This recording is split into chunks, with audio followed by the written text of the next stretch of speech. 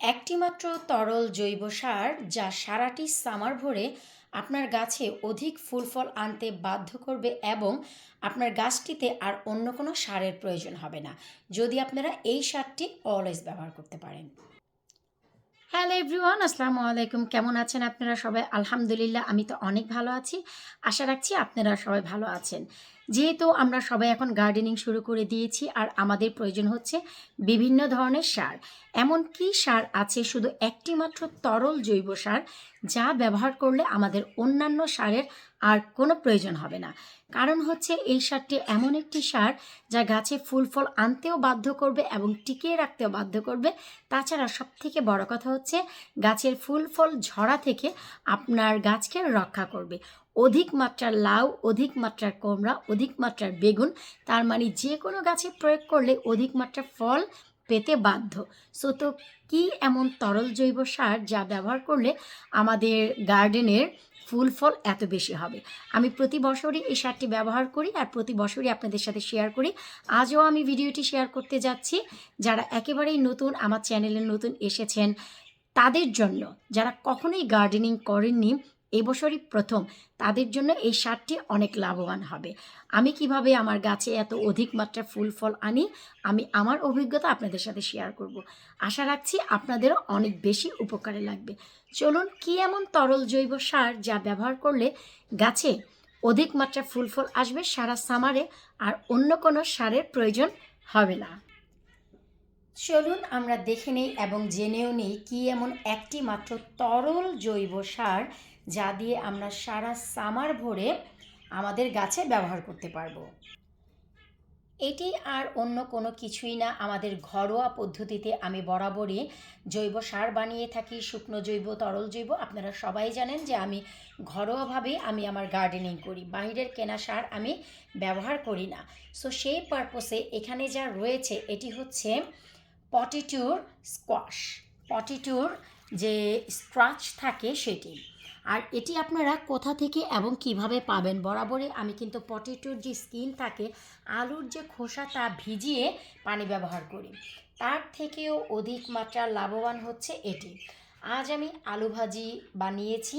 গতকালকে আলুটি কেটে সেই আলু পানিতে ভিজিয়ে রেখেছিলাম 24 ঘন্টার জন্য। 24 ঘন্টা পর আলুটি তুলে আমি ভাজি করেছি। আর এই হচ্ছে পানির অবস্থা। কারণ আমরা এই যে পটেটোটি ব্যবহার করব, পটেটোর পানি, আপনারা যাই ব্যবহার করেন না কেন গাছে জানতে হবে সেখানে কী এমন রয়েছে যা আমাদের গাছের জন্য উপকারী হবে। এখানে রয়েছে পটাশিয়াম, ম্যাগনেসিয়াম আর ফসফরাস। এই তিনটি জিনিসই কিন্তু আমাদের গাছের গ্রোথের জন্য খুবই ইম্পর্টেন্ট। গাছের জন্য এই তিনটি নিউট্রিশন খুব বেশি ইম্পর্টেন্ট, বিকজ এটি কিন্তু অনেক বেশি গাছকে গ্রোথ করে। গাছের যে গ্রোথ যে ক্ষমতা তা কিন্তু অনেক বেশি বাড়ায়। এখন বলতে পারেন যে এই একটি খাদ্য দিয়ে সারা বছর আমরা কিভাবে টিকাবো? জি হ্যাঁ, এখানে আপনার যে রয়েছে পটাশিয়াম, পটাশিয়ামের কারণে আপনার গাছের যে রুট যে জিনিসটি, গাছের গোড়া যে জিনিস, সে গোড়ার রুটকে এত বেশি গ্রোথ করবে, এত বেশি হেলদি রাখবে, কল্পনা করতে পারবেন না। কারণ গাছের রুটের গ্রোথিং খুব ইম্পর্টেন্ট। শুধু তাই না, এই পটাশিয়াম আপনার গাছকে মেনটেন করবে, ওয়াটার লুজ হওয়া থেকে বাঁচাবে, পানি যে গাছ থেকে লস হয়ে যায় সে হওয়া থেকে বাঁচাবে। শুধু তাই না, ফুড ইনক্রিজ করবে, অনেক বেশি ফল ফুল আনার জন্য গাছের রুটকে আপনার যাকে বলা হয় ইনক্রিজ করা, তাকে ইন্ডাকশন দিবে যে গাছের ফল ফুল বাড়াও।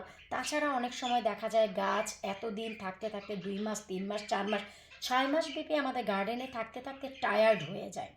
সেই যে টায়ার্ডনেস, সেই টায়ার্ডনেস থেকে গাছকে বাঁচাবে এবং এনার্জি কখনোই লুজ হতে দিবে না। এটাই হচ্ছে পটাশিয়ামের কাজ। তারপর ম্যাগনেসিয়াম রয়েছে, যার কারণে আপনার গাছে অধিক মাত্রার ফুল আসবে, ফল আসবে। আর সবথেকে ইম্পর্টেন্ট যে জিনিস এখানে রয়েছে ফসফরাস। এই ফসফরাসের কারণে আপনার যে গাছ, সেই গাছের ফুল ফল সব কিছু টিকে থাকবে। গাছের ফুলকে ঝরার হাত থেকে বাঁচাবে হচ্ছে ফসফরাস।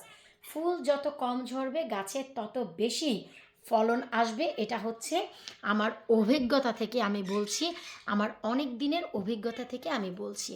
গাছে অধিক মাত্রার ফল আনবে এবং এই যে ফুলগুলো যে ঝরে যায় সেই ঝরার হাত থেকে বাঁচাবে হচ্ছে আপনার ফসফরাস। একটি জিনিস মাথায় রাখতে হবে, আমরা উঠেই আমাদের গাছের জন্য এমন কিছু ব্যবহার করব না যা গাছের ক্ষতিকর। আমরা গাছের জন্য তাই ব্যবহার করব যা হচ্ছে আমাদের গাছের জন্য অনেক বেশি ইম্পর্টেন্ট। আর এই যে সার, এই সারটি যদি আপনারা সপ্তাহে একবার ব্যবহার করেন, ট্রাস্ট মি, সারা সামার ভরে আপনাদের আর কোনো সারের প্রয়োজন হবে না। অবশ্যই মনে রাখতে হবে 12 ইঞ্চি পটের জন্য আপনারা 1 লিটার এই সার ব্যবহার করতে পারবেন প্রতি সপ্তাহে একবার। আর 16 ইঞ্চি পটের জন্য 1.5 থেকে 2 লিটার এই লিকুইড জৈব সারটি ব্যবহার করতে পারবেন। এটি ব্যবহার করলে আপনাদের গাছে আর কোনো সারের প্রয়োজন হবে না। তারপরেও প্রতিটি ইন্ডিভিজুয়াল সার আমি গাছের ভালোর জন্য বানিয়ে থাকি। যেই সারটি আপনাদের মন কাড়বে, যেই সারটি ব্যবহার করলে আপনাদের গাছের উপকার হবে, আর যেই সময়ে আপনারা আমার ভিডিওটি দেখবেন সেই সময় বেঁধে আপনাদের গাছে যে সারের প্রয়োজন সেই সারটি আপনারা অ্যাপ্লাই করবেন। আশা রাখছি আপনারা এই ডিটেলসটি বুঝতে পেরেছেন। বরাবরই চেষ্টা করি আমি এমন ভিডিও আপনাদেরকে উপহার দিতে যা আপনাদের শুধু উপকৃতই করবে। আমি চাই না যে এমন কোনো সার বা এমন কোনো খাদ্য আপনারা ব্যবহার করেন আমার কথা মতন যা আপনাদের একটি সিজন নষ্ট হয়ে যায়। আপনারা যদি মনে করেন যে বাহিরের কেনা সার ব্যবহার করে আপনারা গাছপালা বানাবেন, ইউ আর মোস্ট ওয়েলকাম। আমি শুধু আমার অভিজ্ঞতাটি শেয়ার করি। আমি যেভাবে আমার গার্ডেনে ফুল ফল আনি ঠিক তাই আমি শেয়ার করি।